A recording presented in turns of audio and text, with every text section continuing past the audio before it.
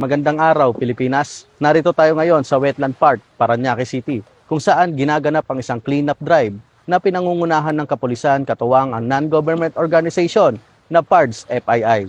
PARDS FII proudly joins hands with the Philippine National Police, Police Community Affairs and Development Group in today's cleanup drive, united in our commitment to environmental protection, community safety, and public service. Nakiisa ang PICA-G katuwang ang PARDS FII sa pagsasagawa ng cleanup drive sa Wetland Park, San Dionisio, Parañaque City. Dito lamang 12 ng Hulyo, taong kasalukuyan. Especially yung activities natin naka-align sa PNP core values sa kalikasan. Pinangunahan ni Police Colonel Luis E. Gisik, Chief CAD ang naturang aktibidad na layuning mapanatili ang kalinisan ng kapaligiran, mapangalagaan ang kalikasan at higit pang mapalakas ang ugnayan ng kapulisan at mga katuwang na non-government organization sa pagsulong ng programang pangkomunidad sa paglilinis ng paligid ng Wetland Park bilang bahagi ng kanilang advokasya sa pangangalaga ng kalikasan at pagtaguyod ng responsableng pangangalaga sa kapaligiran.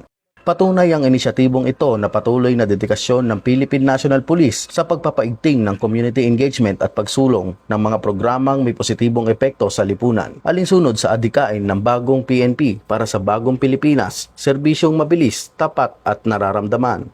Mula rito sa Wetland Park, San Dionisio, Parañaque City. Ako po si Patrolman Erickson Mayor, nagbabalita para sa Police News Network, alagad ng batas, tagataguyod ng Balitang Pulis.